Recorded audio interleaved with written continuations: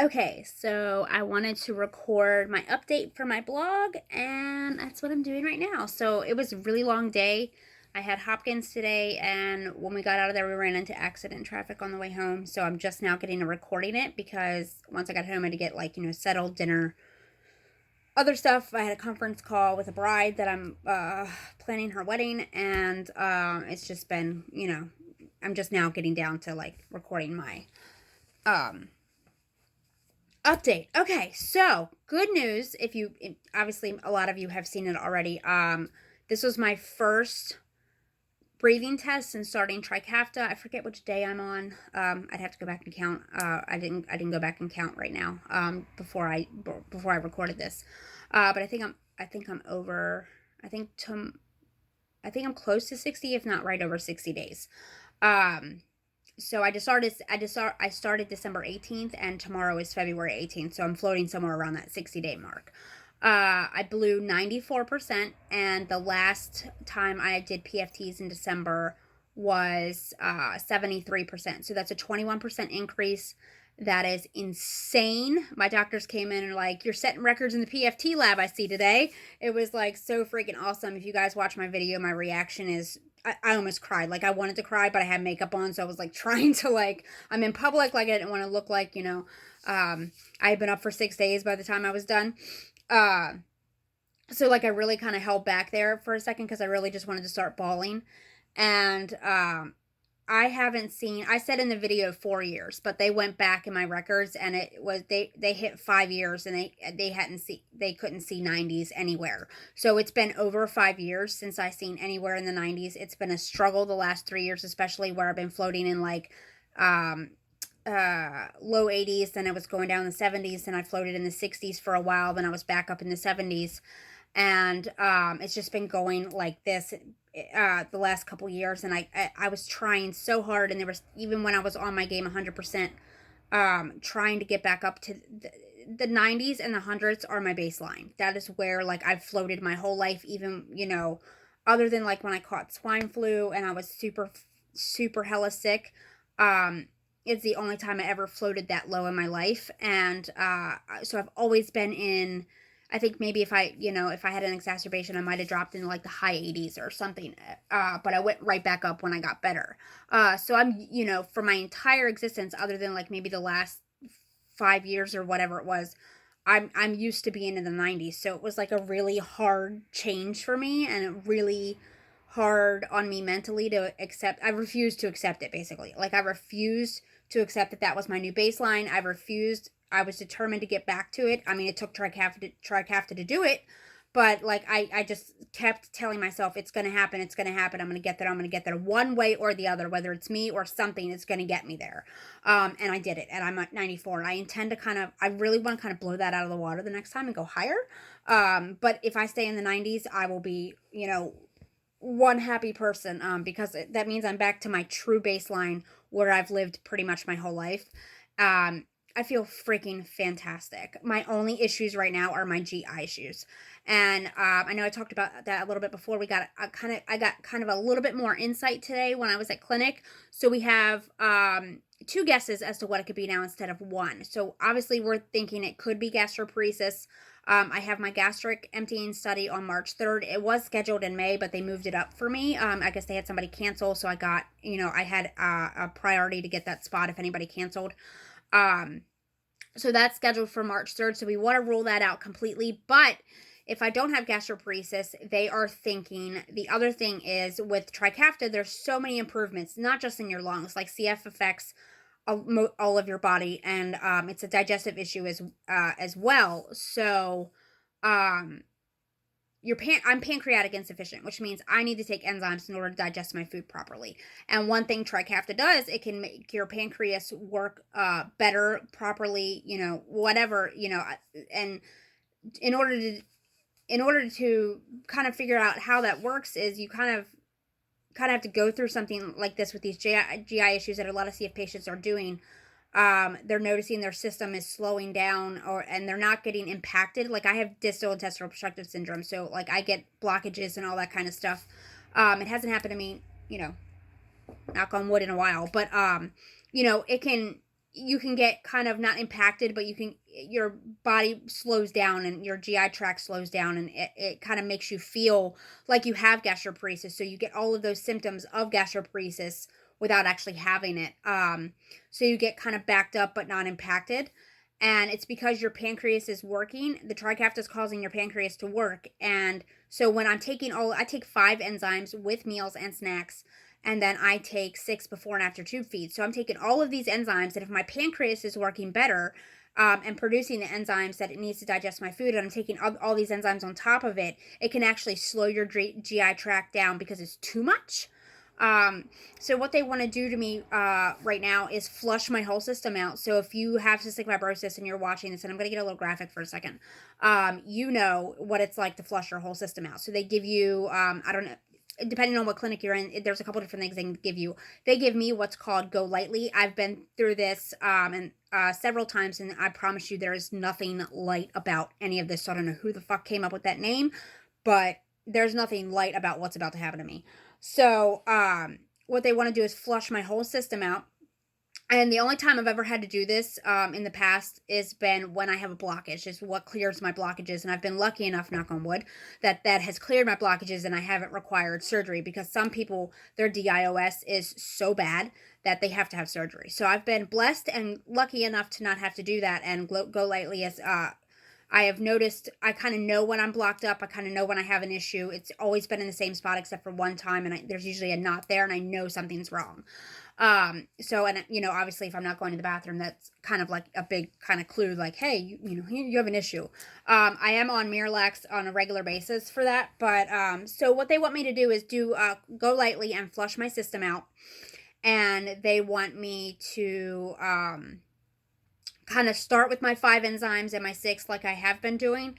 And if my system slows down again and I start getting those same symptoms where I'm not hungry, I'm feeling overly full, I'm nauseous, all of these stuff that would make me think that I have gastroparesis, if I start getting these symptoms again, it's going to give them a pretty good clue that the trikafta is working right on my pancreas and I need to back off of my enzymes. So we're going to drop down to 4 and drop down to 5 with tube feeds, and they already want me to drop it in half for snacks, unless it's like a heavy fat snack. So if I'm eating like a slice of pizza, or I'm eating like a lot of cheese or something with a ton of fat in it, then go ahead and take what I would for a meal. But if I'm eating like potato chips or some, like, okay, I'm a big crouton and ranch dressing fan. So like, I'm not a big salad person. I eat like Caesar every now and then, but like, I like to dip croutons in ranch dressing. I'm just a weirdo like that. So if I'm eating something small like that, like eat like maybe only 2 or 3 enzymes and not a full 5, which I have been doing my whole life.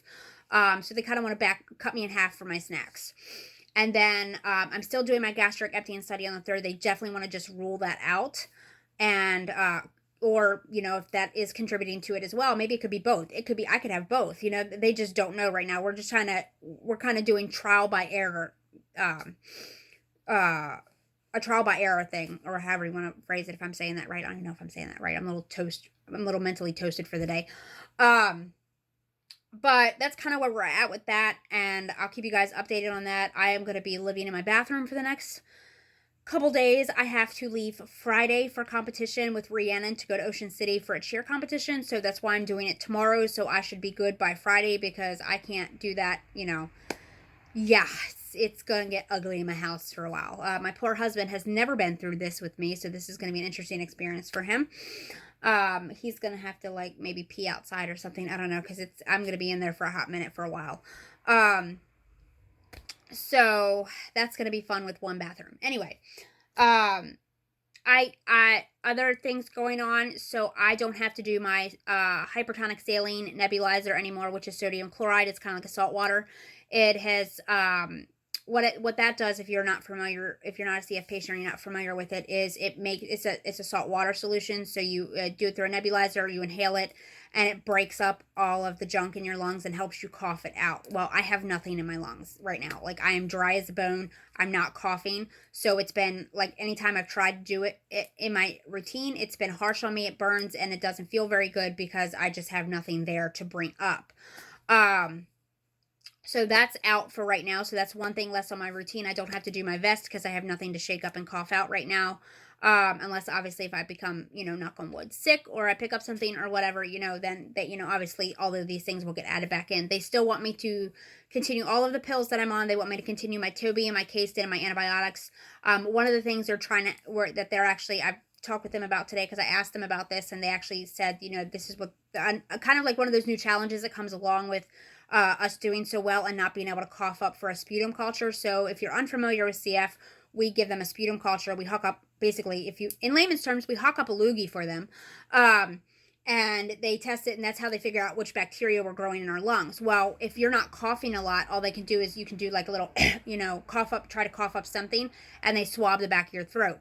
Well, if nothing comes up on there, it doesn't necessarily mean you're not growing that bacteria anymore. It could be, it could still be in there somewhere in the scarring and infection in your lung. You just don't have any mucus with it to bring up because Trikafta is working so well. Or it could be the fact that you're just not growing it anymore because of Trikafta. They haven't really figured out how to, go about this, because if you do get sick and, nothing's coming up on your sputum culture, or you have no sputum to give them, it's going to be really hard to kind of figure out which antibiotic to give you to treat, because they don't, if it just comes up that you have respiratory flora on there, which is, basic, it's not a bacteria, it's just your basic respiratory crap, then it's not, it's going to be hard for them to decide, well, do you need Toby? Do you need meropenem? Do you need vancomycin if you have MRSA or staph? Do you need, whatever IV drug? I've been on a lot of them over the years, so, it depends on what, what you grow on, what they treat you with. So that's the new challenge for us Trikafta patients is, that's going to be the new challenge for our doctors is, if we do happen to get an exacerbation or pick up, get sick or something, figuring out what to treat it with if nothing is showing up on our sputum culture, because it doesn't mean that nothing's there, or it could mean that nothing's there. It's one of the new challenges that they have to figure out. So that's what's going on with that. I'm trying to think of what else we talked about.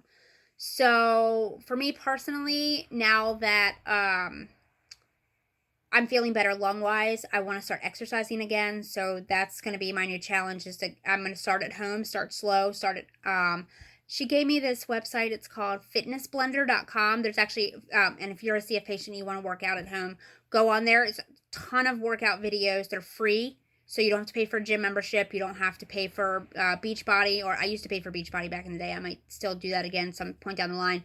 I've really been looking into Emily Skye's fitness program.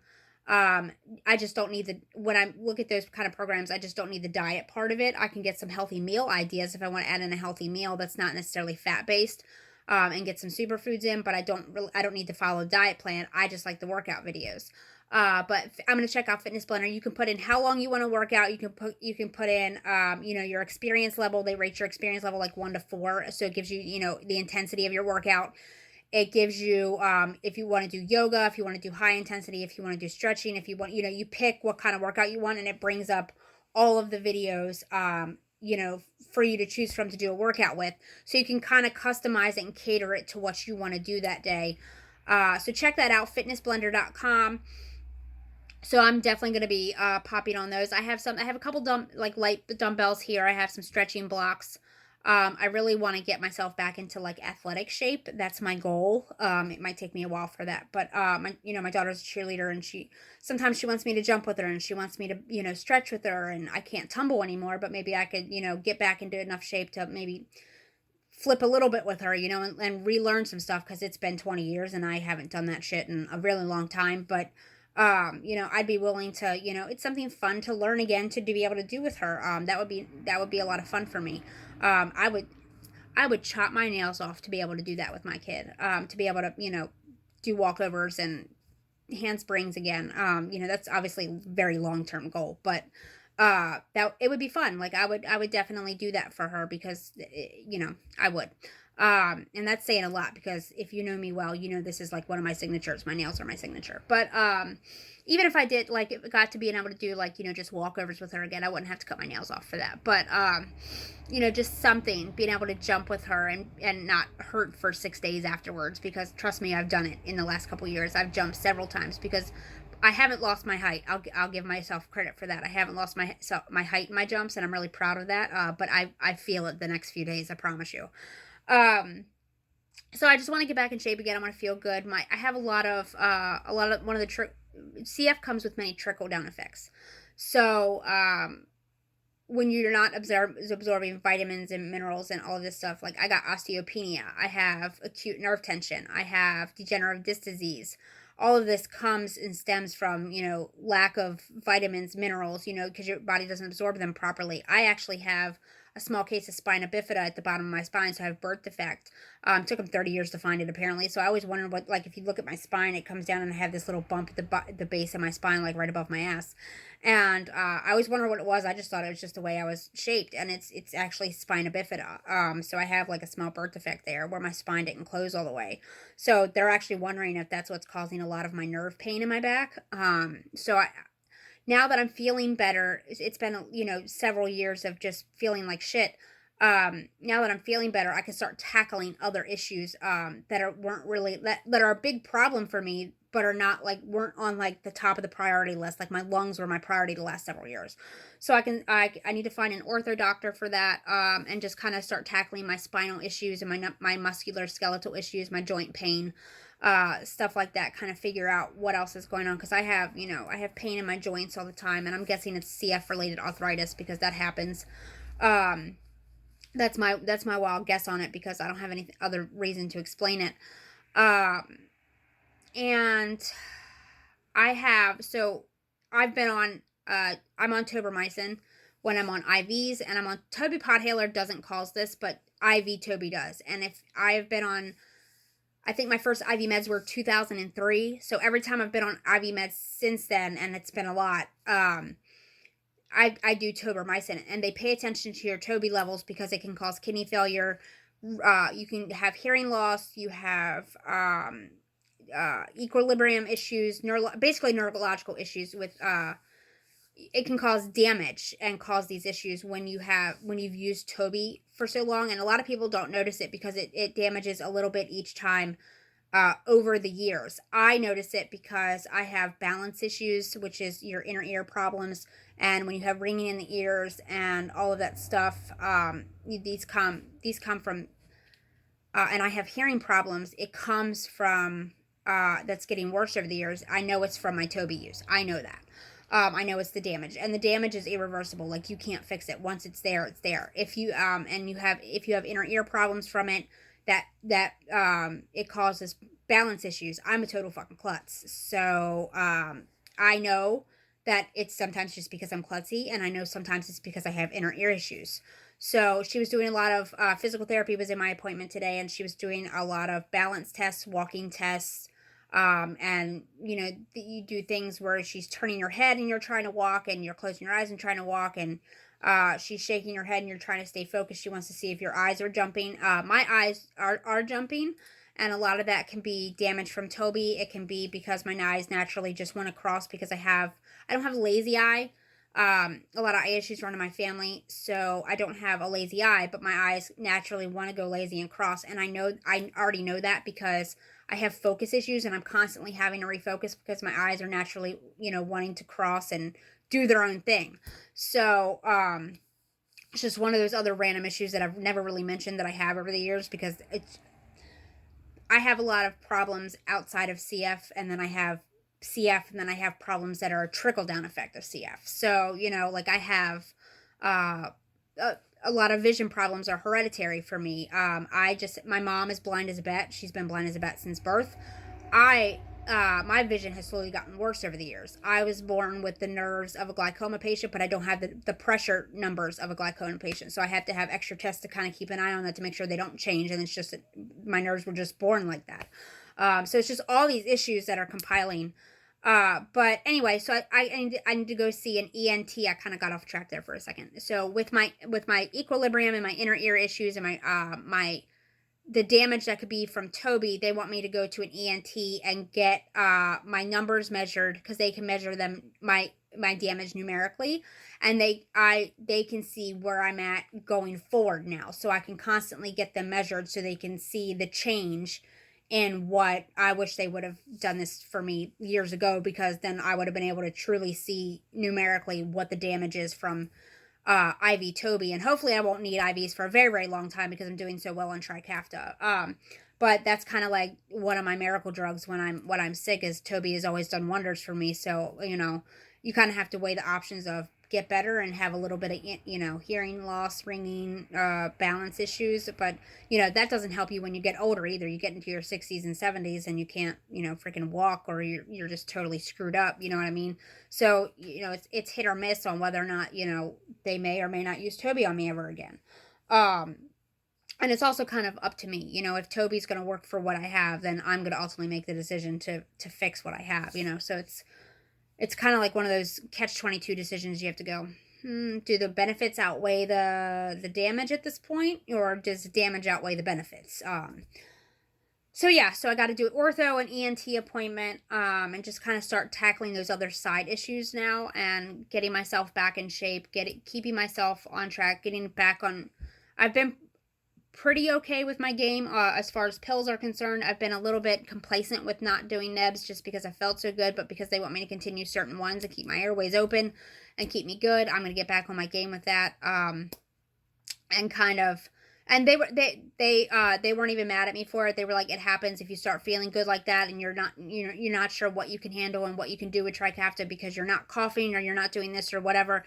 Then, you kind of have to sit down with your doctor and go over your routine, go over each one of your meds and make that decision on whether or not you're going to keep on with this or you're going to stop it. So, I stopped the vest, I stopped sodium chloride, and that's kind of where we're at right now. And just getting the GI issues figured out, because I didn't, I was 103.7 today, so basically 104 pounds. So I know that I gained like a pound or two, but I absolutely, with as high as my lung function has gone, and that 21% increase, I should have probably put on at least 10 pounds by now, if not more. And I haven't because of my GI issues. So we got to tackle the GI issues so I can get the weight benefit out of Trikafta next. That's my goal. If I can put on 10 or 15 pounds, I'll probably weigh as much as I've ever weighed in my life. I think I've been up to 110 is the highest I've ever been. And I haven't seen 108. And last time I was in triple digits on the reg and I held it, I was at 108, and that's been probably 5 or 6 years. I lost 10 pounds back in 2017 when I had a blockage right below my stomach, and I haven't been able to gain it back since. So that's kind of like, it's kind of where my GI issues, if I have GI issues anyway, the extra GI issues that I'm dealing with now, it's kind of, if I backtrack my symptoms, it's kind of where they started, and it's just getting worse. And then I think Trikafta, if it is slowing down my system because my pancreas is working right, then, that's just compiling onto it. So yeah, I just talked your ear off. I think I'm like 20 minutes in right now, but it was, it was a long day. It was a good update, and I had lots to talk about. So that's where I'm at right now, and I will keep you guys posted on my GI journey and on getting those issues fixed. I'll keep you posted on my Trikafta journey. It will continue. I'm doing about once a month with my Trikafta update, but obviously if something comes along, I'm going to tell you guys about it. My exercise journey, I'll be blogging about that. And obviously, wish me luck with the Go Lightly, because as of tomorrow, I'm going to be a miserable person for a couple days. So, with that being said, I'm going to hop off here. I am super freaking happy about my numbers, and I am glad you guys are on this journey with me, and I will talk to you soon.